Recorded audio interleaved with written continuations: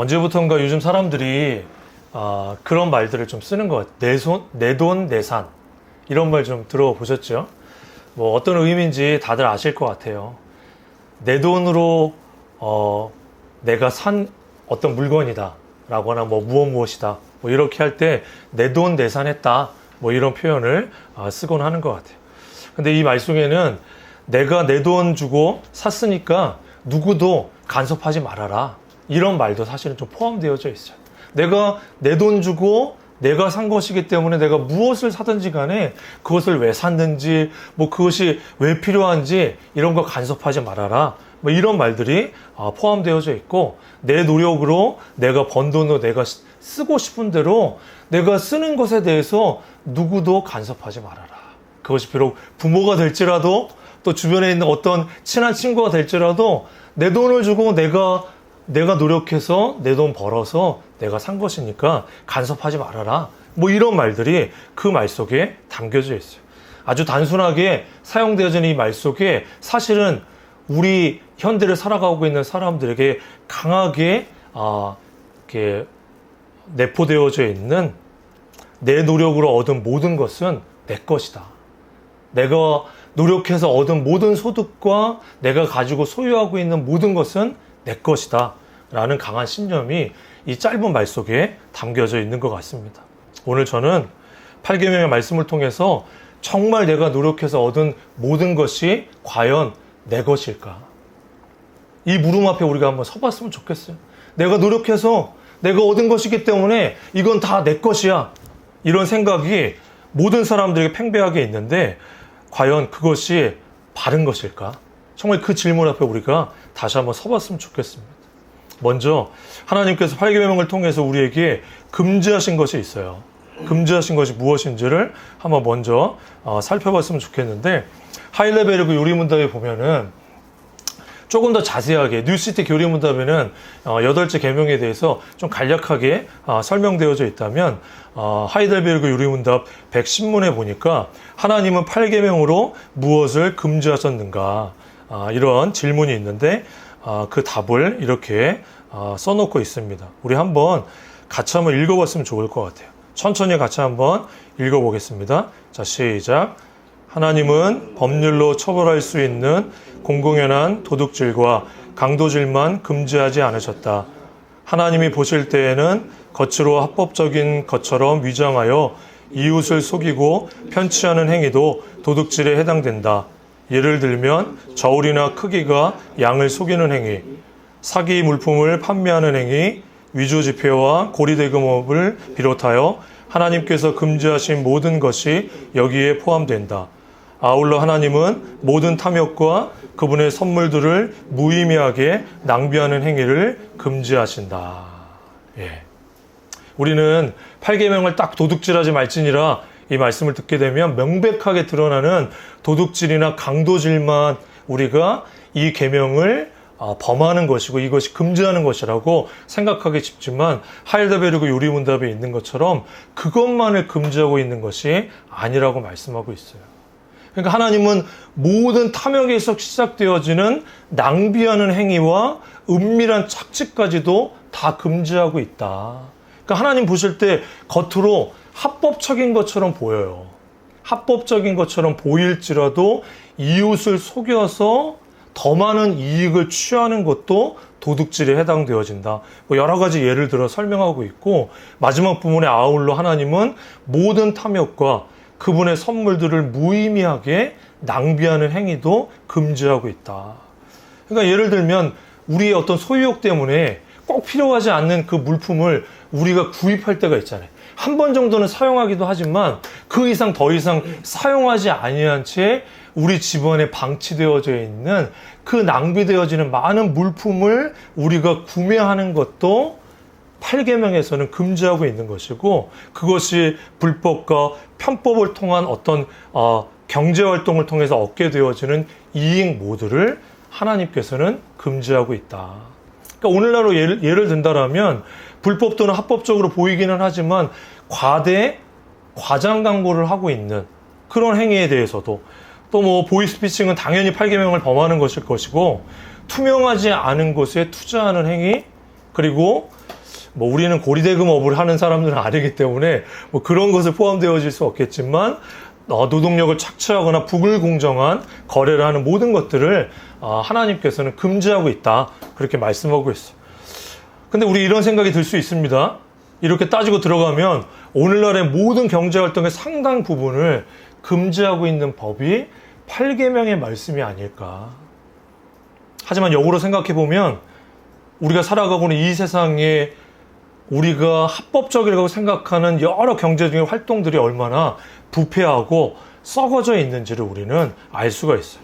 그리고 우리는 그 안에서 때로는 적극적으로 또 때로는 소극적으로 그 행위에 동조하고 또 어느 정도는 그 혜택을 누리면서 살아가고 있는 것을 우리는 부인할 수 없습니다. 제가 파주에서 교회 개척을 하면서 한 4년 정도 자영업자의 삶을 제가 경험을 하면서 이런 유혹들이 있었어요. 그렇죠? 이 카페를 조금 더 그럴듯하고 정말 아름답게 포장해서 사람들한테 알리고 싶어하는 그런 욕망이 제 마음 가운데 있기도 했고, 또 실제로 목사라고 하는 직함을 가지고 있는 또 몇몇 사람들에게 사기를 당하는 일도 저에게 있었습니다.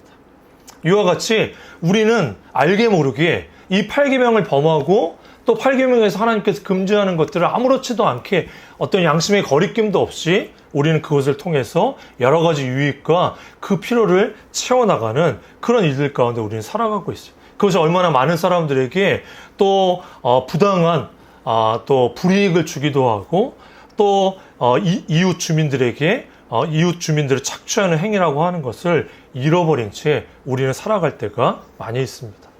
여기서 우리가 중요하게 생각해 봐야 될 것은 무엇이냐 하면 그 수단이 합법적이었냐 정당한 것이었냐, 그것이 아니라 그 이면에 우리를 포함하여 이 세상의 탐욕스러움과 이웃에 대한 무관심이 얼마나 이 세상 가운데 팽배하게 우리의 마음을 지배하고 있는지. 그래서 일단 우리는 나만 잘 먹고 잘 살면 된다. 아까도 얘기했던 내 돈 내산, 내가 노력해서 벌은 돈으로 내가 필요한 것 무엇이든지 간에 내가 사는 것이 뭐가 잘못됐느냐, 뭐가 문제가 되느냐, 이러한 세상 가운데 우리는 살아가고 있어요. 근데 골로새서 3장 5절의 말씀에 보면 이렇게 쓰여져 있습니다. 그러므로 땅에 있는 지체를 죽이라. 곧 음란과 부정과 사욕과 악한 정욕과 탐심이니 탐심은 우상 숭배니라. 탐심은 우상 숭배라고 꼭 집어서 그렇게 이야기하고 있어요. 왜 하나님께서는 다른 것들도 있지만 꼭 집어서 탐심을 우상 숭배라고 말씀하셨을까요? 탐욕과 탐심을 우리는 쉽게 우리 마음에 단순하게 돈을 좋아하고 조금 더 많은 것을 소유하고 싶어하는 욕구 정도로 생각하지만 하나님께서는 그 정도로만 생각하고 있지 않은 것이, 탐욕스러움, 탐심, 이것이 그저 돈을 좀 좋아하고 내가 조금 더 많이 갖고 싶어하는 욕망, 욕구 정도로 하나님께서는 보고 있지 않다라고 하는 것이, 그 마음의 근원에는 그것이 정당하든지 정당하지 않든지 내가 노력해서 얻은 모든 돈과 소유물은 다 내 것이라고 하는 마음이 그 마음 가운데 있기 때문에, 그래서 탐심을 우상 숭배라고 정의하고 있는 것이. 팀 켈러도 내가 만든 신이라고 하는 책에서 우리 마음은 우상 공장이다. 끊임없이 하나님보다 더 사랑할 대상을 만들어낸다. 그중 가장 흔하고 강력한 우상이 소유다.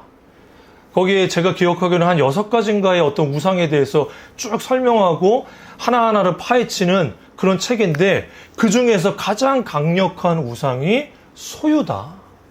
그러니까 그 소유를 얻기 위한 그 마음의 탐심, 그리고 내가 노력해서 내가 얻은 것은 내 것이고 그것을 통해서 내가 더 안전해질 수 있고 내가 이 세상으로부터 더 성공할 수 있다라고 하는 것이 결국 하나님을 의존하고 하나님께 정말 우리의 안정감을 두고 우리가 하나님 안에 있다라고 하는 것을 잃어버리게 만드는 가장 강력한 우상이 바로 이 소유의 문제이고, 이 소유를 조금 더 갖고 싶어하는 그 욕망과 욕심이라고 하는 그 탐욕은 결국 하나님이 아닌 돈을, 또 내가 가지고 있는 소유를, 나의 어떤 능력을 가장 하나님보다 더 귀한 것으로 여기는 그런 우상 숭배에 해당되어진다라고 말씀하고 있는 것이죠. 사랑하는 여러분, 내가 노력해서 얻은 모든 소득과 소유가 정말 다 내 것일까요? 정말 내 것이라고 우리는 생각하며 살아가고 있습니까? 그렇다면 우리는 아주 큰 착각을 하고 지금 살고 있는지도 모릅니다. 왜 그것이 착각일까? 아마 보편적으로 그리스도 안에 있지 않은 사람들에게 이 이야기를 한다면 그게 왜 착각이에요? 내가 노력해서 당연히 내가 얻은 것은 다 내 것이지 왜 그것이 착각이고 왜 잘못된 생각인지 도무지 알 수 없다. 그렇게 말할지 몰라요. 그러나 우리가 예수님을 만나서 변화되기 이전이라고 한다면 나 자신과 내 삶의 모든 것의 소유권이 나에게 있다는 것이 당연하기 때문에 그런 생각을 하는 것이 우리는 마땅할 수도 있어요. 그러나 예수 그리스도를 믿는다라고 하는 것, 우리가 복음을 믿음으로 말미암아 하나님을 나의 주인으로 모셔드렸다라고 하는 것은 내가 내 주인이 아니고 내 삶의 주인과 내 모든 소유권이 나에게 있는 것이 아니라 하나님께 있습니다라고 고백하고 인정하는 것이죠. 복음은 이런 우리의 시각을 완전히 바꿔놓은 것이죠. 복음은 우리에게 이렇게 말씀하고 있어요. 한번 잘 들어보셨으면 좋겠어요. 비록 네가 나를 떠나 마치 너 자신과 너의 삶이 내 것인 양 생각할지라도 너의 원래 주인은 나 여호와 하나님이다. 왜냐하면 내가 너를 창조하였고 이 모든 세상도 내가 만든 것이다. 죄는 이 사실을 거부하고 나를 반역하고자 하는 그 마음에서 시작되었다. 그래서 죄 아래에 있는 너는 결국 나의 진노와 심판을 받게 될 것이었다. 하지만 죄 아래에 있는 너를 내가 사랑함으로 나의 아들 예수 그리스도 그의 십자가를 통해서 너의 모든 죄값을 대신 지불하였다. 그리고 이제 너에 대한 나의 소유권을 되찾았다. 원래 우리의 소유권은 죄 가운데 있기 전에는 하나님께 있었어요. 하나님이 창조하셨기 때문에, 하나님이 만드셨기 때문에 원래 우리의 소유권은 하나님께 있었는데 우리가 죄로 말미암아 소유권이 나에게 있는 것처럼 착각하고 내가 모든 것들을 내 삶의 주인으로서 내 인생은 내 것이고 내 물질도 내 것이고 내 은사도 내 것이고 내 능력도 내 것이고 내가 소유하고 있는 모든 것이 내 것이라고 여기면서 살았는데 복음이 결국 예수 그리스도로 말미암아 우리의 모든 죄값을 대신 지불함을 통하여 하나님께서 우리의 소유권을 되찾으신 것이. 그러므로 우리가 구원을 받았다, 하나님의 자녀가 되었다, 이제 그 은혜를 경험했다라고 하는 것은 나에 대한 소유권을 이제는 하나님께 내어드리고 하나님께서 나의 소유권을 갖게 되었다라고 하는 소유권의 이전, 소유권이 뒤바뀌는 그런 변화가 우리의 삶 속에 일어났다라고 하는 것을 의미합니다. 복음은 나를 비롯하여 나에게 속한 모든 것이 내 것이라고 하는 착각에서 우리를 해방시켜 이제는 그리스도 안에서 하나님의 것이 되게 하신 은혜의 역사였습니다. 복음은 우리의 신분을 변화시켰고 이제 우리의 삶도 변화되도록 하나님의 능력 가운데 우리에게 끊임없이 이것을 우리에게 말씀하고 있는 것이. 그렇기 때문에 우리가 내 소유권을 내 것으로만 주장하고 그것을 고집한다라고 하면 그것은 하나님의 것을 도둑질하고 있는 행위를 의미한다라고 하는 것이죠. 시편 24편 1절에도 보면 이렇게 말씀하고 있어요. 땅과 거기 충만한 것과 세계와 그 가운데 사는 자들은 다 여호와의 것이로다. 이게 구약에만 해당되어지는, 구약에만 인정되어지는 진리가 아니라 원래 땅과 거기에 충만한 모든 세계, 그 가운데 살아가고 있는 모든 인생은 다 하나님의 것이다. 그렇게 하나님께서 우리에게 말씀하시고 선포하고 있는 것이. 그러나 우리 가운데 있는 이 탐욕과 탐심이 이 진리를 인정하지 않는 것이. 이 정말 하나님의 말씀의 약속을 우리는 믿음으로 받아들이기를 끊임없이 거부하고 있어요. 여전히 우리 마음 가운데 죄된 본성이 있기 때문에 이 세상에 많은 사람들이 자기가 노력해서 자기가 얻은 물질과 소유물을 다 내 것처럼 여기고 내 돈 내산하듯이 내 누구도 간섭함을 받지 아니하고 살아가고 있는 이 시대 가운데 우리가 그렇게 살아가는 것이 뭐가 문제인가?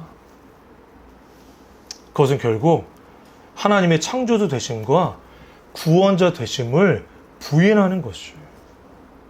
우리가 이 죄된 착각에서 벗어나지 못한 채 입으로 우리가 복음을 믿는다라고 아무리 고백해도 우리의 물질을 사용함에 있어서 하나님의 것으로 인정하지 않고 그것이 마치 내 것인 것처럼 사용하고 있다라면 그것은 입으로는 복음을 인정하는 것이지만 우리의 물질로는, 우리의 삶으로는 그 복음의 진리를 부정하고 부인하며 살아가는 그런 삶의 모습이라고 하는 것입니다.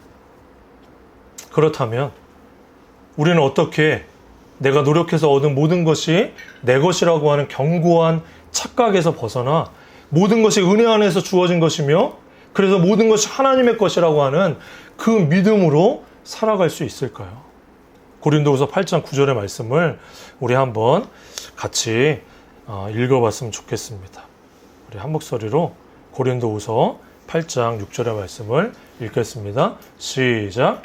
우리 주 예수 그리스도의 은혜를 너희가 알거니와 부요하신 이로써 너희를 위하여 가난하게 되시는 그의 가난함으로 말미암아 너희를 부요하게 하십니다. 네. 우리가 정말 우리가 얻은 모든 것이 내 것이 아니라 하나님의 것임을 인정하는 믿음의 삶을 살아갈 수 있는 것은 우리 주 예수 그리스도의 은혜를 우리가 알 때, 우리가 그 은혜를 알을 때 비로소 우리는 그런 삶을 살아갈 수 있는 것이죠. 우리는 날마다 그것을 알아가야 돼요. 주 예수 그리스도로 말미암아 우리에게 부여된 그 은혜가 무엇인지를 우리는 깨닫지 못한 채 그 은혜 안에서 우리가 날마다 자라가지 못한다면 우리는 결코 정말 내 인생도 내 것, 내 물질도 내 것, 내 능력도 내 것 하면서 이 세상 사람들과 별반 다를 것이 없이 살아갈 수밖에 없어요. 교회를 다니는 것 외에는 내가 예수 그리스도를 믿는다라고 입으로 고백하는 것 외에는 이 세상 사람들과 내가 어떤 면에서 다른 삶을 지금 살아가고 있는지 우리는 한번 정직하게 우리의 모습을 살펴봐야 될 것이에요. 본문에서 하나님께서는 예수님을 통해서 우리에게 두 가지 은혜를 주셨다라고 말씀하고 있어요. 어떤 은혜이죠? 첫 번째는 부요하신 이로써 너희를 위해서 가난하게 되셨다. 부요하신 이로써 너희를 위해서 가난하게 되심은, 그러니까 부요하신 그 하나님이신 예수님께서 가난하게 되신 것 자체가 하나님의 은혜라고 하는 것이. 그분은 창조주로서 온 우주 만물과 우리를 향해서 모든 것이 내 것이다. 그리고 당연히 너는 내 것이다라고 얼마든지 주장할 수 있는 분이세요. 예수님께서는 우리를 향해서 너는 내 것이다. 너의 모든 소유는 다 내 것이야. 그렇게 하나님께서는 주장하실 수 있는 분이세요. 충분한 자격과 권리를 갖고 계신 분이십니다. 하지만 예수님은 그렇게 하지 않으셨어요. 오히려 모든 것에 부족함이 없이 넘치시는 그 능력과 영광을 가지신 예수님께서 우리를 위해 가난해지셨다라고 하는 것이죠. 그 이유가 무엇이죠? 우리와 같이 되어서 남김없이 우리를 위해 자신을 내어주시기 위해서. 그 부요하시고 모든 것을 다 갖고 계신 그 하나님이신 예수 그리스도께서 우리와 같은 인간의 모습으로 이 땅에 오신 것은 바로 우리를 위해서 오셨다라고 말씀하고 있어요. 그분은 죄인이 아니셨어요. 그분은 그런 어떤 핍박과 고난과 고통과 정말 그 가난과 그 모든 궁핍과 정말 그 부족함을 느끼실 아무런 이유가 없으신 분이셨어요. 그런데 바로 정말 가난한 가운데 있었고 정말 아무것도 없는 상태에 있었던 우리를 위해서 예수 그리스도께서 인간이 되어주시고 고난을 받으시고 십자가에 죽으신 것. 이것이 바로 하나님의 은혜라고 하는 것이죠. 두 번째 은혜가 무엇입니까? 예수 그리스도의 은혜는 그의 가난함으로 말미암아 우리를 부요케 하시기 위해서 그래요. 예수님 자기를 낮추시고 무력하게 죽으셨지만 부활하심으로 우리에게 생명을 주셨어요. 더 정확하게 말하자면 온 세상에서 가장 부요하신 자신을 우리에게 내어주심으로 말미암아 하나님과 화평하게 되어짐으로 이제 그리스도 안에서 하나님을 소유할 수 있는 존재가 되시기 위하여 예수님께서는 십자가에서 죽으시고 부활하심을 통해서 참된 부요함을 우리에게 허락해 주셨다라고 하는 것이죠. 어떤 부요함일까요? 물질적인 부유함도 그 안에 포함되어져 있지만 더 가장 중요한 부유함은 무엇이냐 하면 그 부유하시고 모든 것들을 소유하고 계신 그 하나님을 나의 하나님으로 모셔드리고 그분과 화평을 누리게 되어짐으로 말미암아 그분이 나의 아버지가 되시는 것이. 그로 말미암아 우리는 그분 안에 있는 그 모든 것들을 받아 누릴 수 있는 진정한 부자, 진정한 부유한 자가 된 것이에요. 우리는 간혹 착각할 때가 있어요. 예수님을 믿으면 하나님께서 모든 것을 가지고 계시기 때문에 우리에게 그 모든 부유한 것들을 다 내려주신다라고 하는 것을 믿는다라고 고백하는데 그때 우리가 원하는 것만 얻기를 원해요. 물질적인 것과 내가 필요한 것들을 하나님께서는 채워줄 수 있다. 그것을 채워주시면 내가 그 은혜를 받은 자이고 그것이 내 안에서 채워지지 않는다면 마치 우리는 아무것도 하나님께로부터 받은 것이 없는 것처럼 생각하며 늘 모자람과 늘 궁핍함과 늘 부족한 가운데 살아갈 때가 많이 있다라고 하는 것이. 부요하신 그 하나님께서 우리에게 그 모든 것을 내어주심으로 말미암아 이 세상과 비교할 수 없는 가장 값지고 가장 부요한 것이 우리 가운데 이미 보장되었고 우리 안에 충만히 임하게 되었다라고 하는 거예요. 그렇기 때문에 더 이상 우리가 이 세상 가운데 물질의 필요와 그것의 없음으로 인해서 마치 늘 가난한 자처럼 늘 궁핍한 자처럼 늘 억눌려 있는 자처럼 우리는 살아갈 아무런 이유가 없다라고 하는 것이. 물론 오늘도 제가 예배를 드리기 위해서 오는 그 과정 가운데 아내하고 이야기하면서 그 너무 이상적인 이야기 아니냐.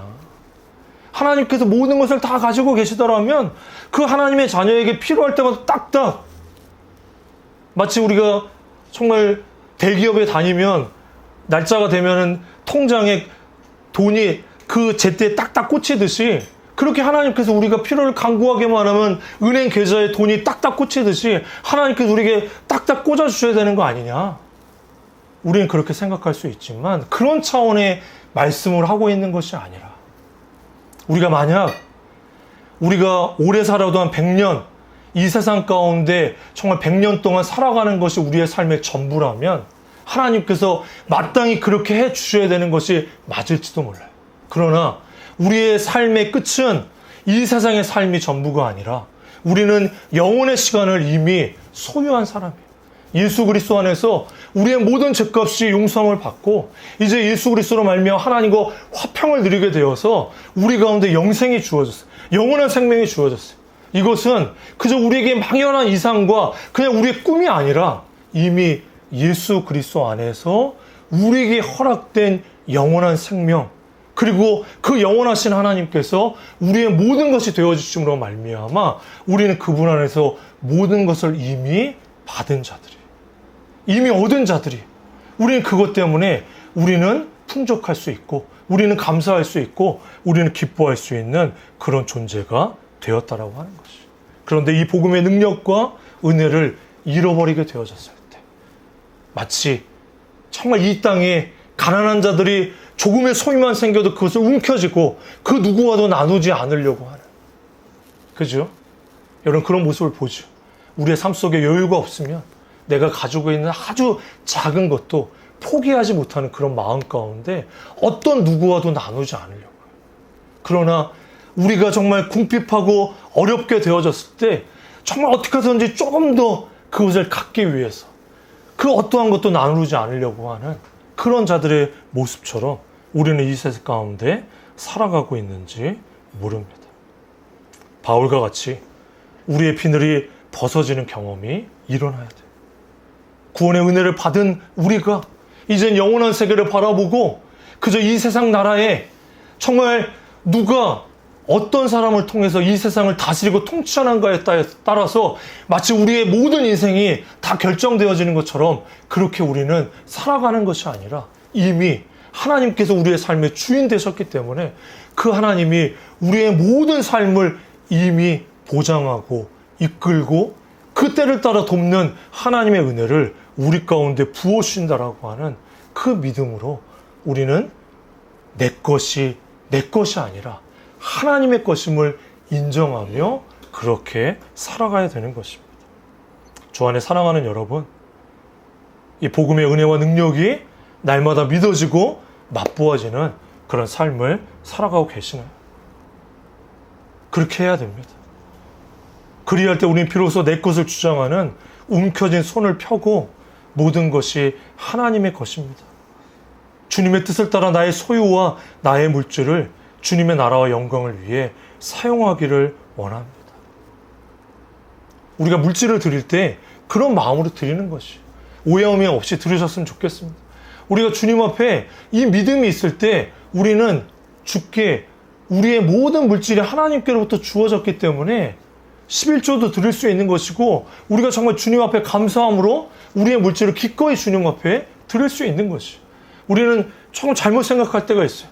우리가 많은 것을 가지고 있는 게 일부를 띄어서 하나님 앞에 드린다 이런 생각으로 우리는 11조를 드리면 굉장히 최대한 하나님 앞에 우리의 믿음을 다 고백하는 것처럼 우리는 그렇게 생각하지만 그렇지 않아요.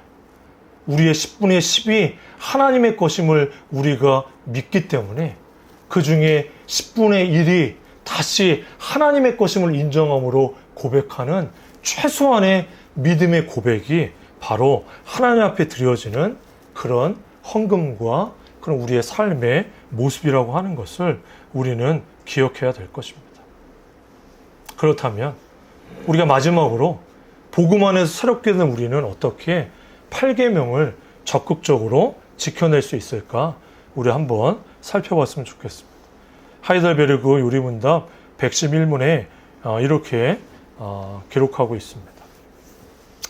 제가 한번 문제를 읽을 테니까 여러분들이 답을 한번 읽어주시면 좋을 것 같아요. 하나님은 8계명으로 무엇을 요구하시나요?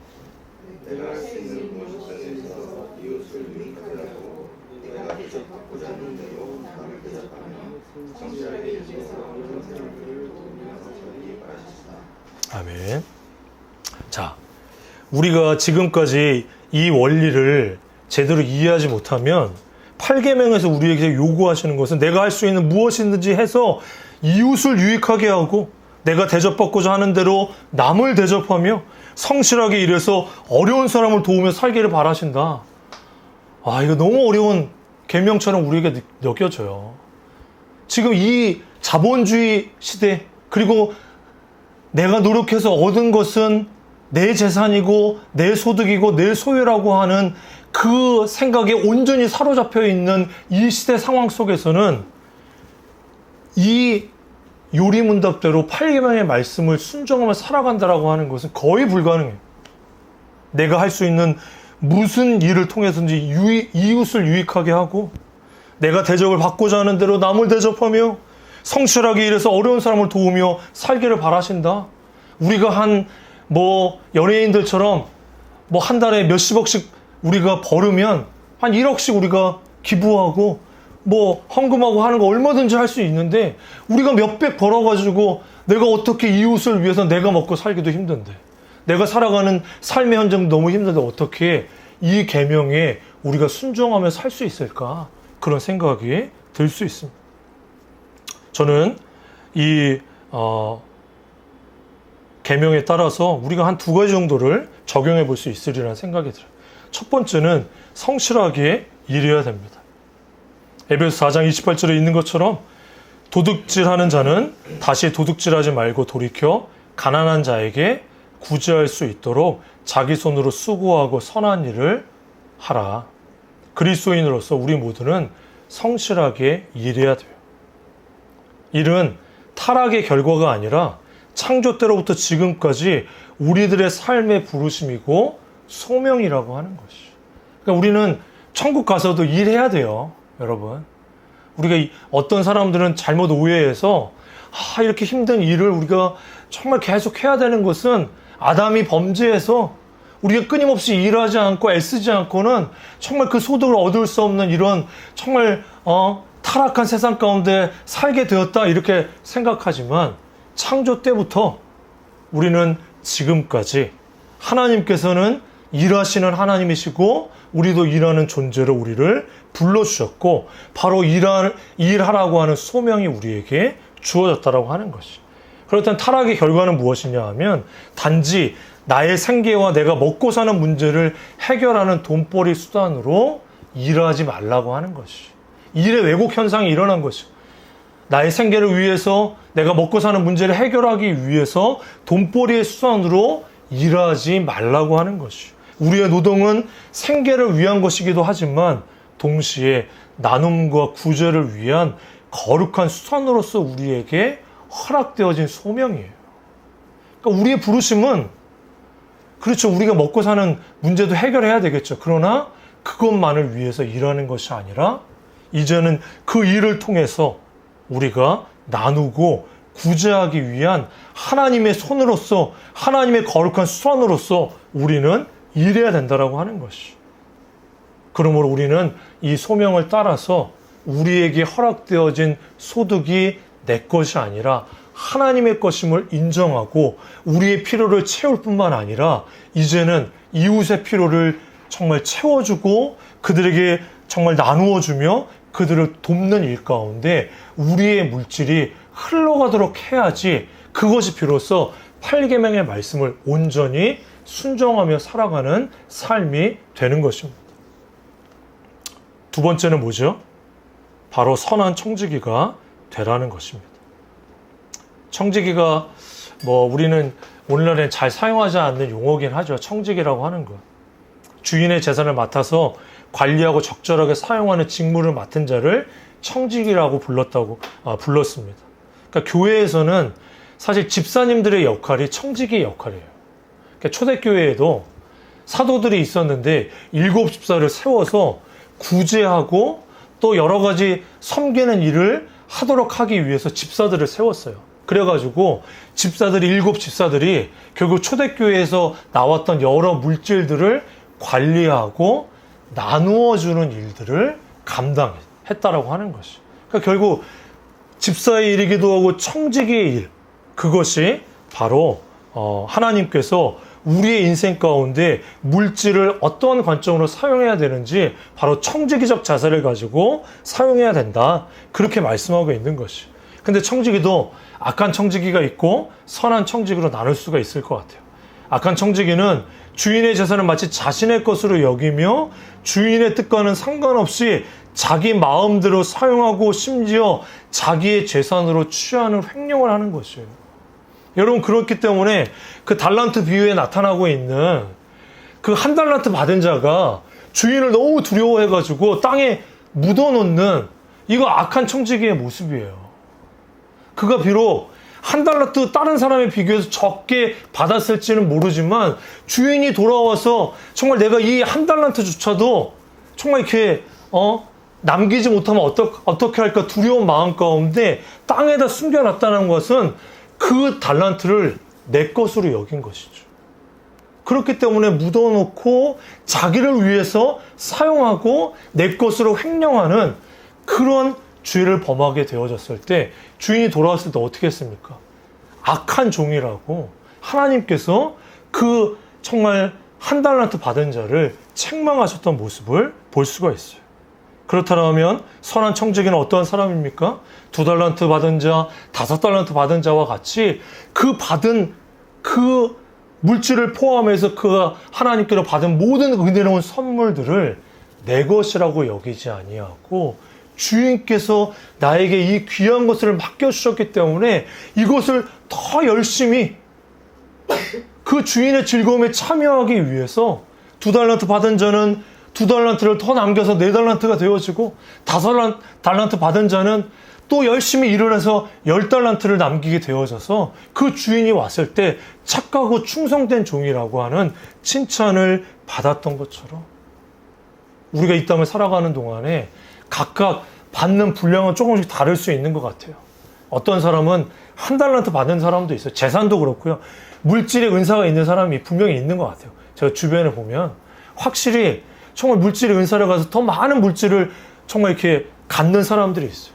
그러나 그 많은 물질을 받은 사람은 그것을 내가 호의호식하는 데만 사용한다라면 분명히 어느 순간 하나님 앞에 서게 될 때 그 사람은 1달란트 받은 자와 같이 크게 책망을 받는 날이 반드시 있을 것이에요. 어떤 사람은 더 많은 것을 받기도 해요. 2달란트 받기도 하고 5달란트 받기도 하고. 그것이 물질뿐만 아니라 우리가 가지고 있는 어떤 특별한 은사와 재능과 또 어떠한 것들이 되어질 수 있겠죠. 그러나 우리가 어떠한 것들을 받았든지 간에 선한 청지기와 같이 하나님의 것인 것으로 믿고 인정하고 주인이 오실 때 내가 그것을 더 많이 남기기 위해서 애쓰는 것. 여러분, 저는 이 비유에서 그 청지기적 관점에서 봤을 때 이 청지기의 권한은 굉장히 큰 것 같아요. 주인이 그것을 딱 맡겨놓고 먼 나라로 갔다가 언제 돌아올지 모르는지 갔어요. 그러니까 자기가 가지고 있는 것은 그 권한을 가지고 자기가 마음껏 사용할 수 있어요. 그러니까 어떻게 보면 하나님께서는 우리에게 주신 물질과 은사와 여러 가지 것들을 정말 하나님의 정말 대리자로서 동역자로서 우리에게 엄청난 권한을 주셨어요. 그러나 하나님께서 반드시 우리에게 주어진 물질과 은사와 여러 가지 것들을 통해서 하나님의 나라와 하나님의 영광을 위해서 사용했는지 아니면 그것을 내 것으로 여기며 내 유익과 안정과 내 만족만을 위해서 사용했는지를 반드시 점검하시고 물으실 날이 있다라고 하는 것이죠. 그렇기 때문에 여러분, 나는 왜 이렇게 적게 받았지? 저도 그런 생각을 할 때가 있었어요. 하나님, 왜 저는 이거밖에 안 주셨지? 여러분 혹시 물질에 관련돼서 그런 생각을 하시는 분이 있을지도 몰라요. 어떤 재능에 있어서 그런 생각을 하실 수 있는 분들이 있을지 몰라요. 그러나 그것과 상관없어요. 여러분들이 내가 받은 물질과 내가 받은 은사와 내가 가지고 있는 그 어떤 것들을 어떤 마음으로 어떻게 사용하고 어떻게 정말 하나님을 영광스럽게 하는 일에 그 일들이 지금 사용되어지고 있지 않느냐에 따라서 우리는 선한 청지기로서 하나님 앞에 결국 칭찬을 받게 되든지 아니면 악한 청지기로서 하나님의 진노와 심판을 받게 되든지 둘 중에 하나가 될 것입니다. 이제 말씀을 마치겠습니다. 사랑하는 주안의 여러분, 8계명은 오늘날 우리에게 단순한 금지의 명령이 아니라고 하는 것이죠.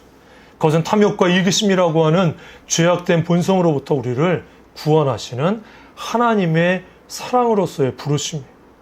예수 그리스도께서 자신의 영광의 부요함을 버리시고 가난해지셔서 우리를 진정한 부요함으로 이끌어 내셨듯이 이제 복음은 우리의 모든 소유의 개념을 완전히 뒤바꿔 놓았습니다.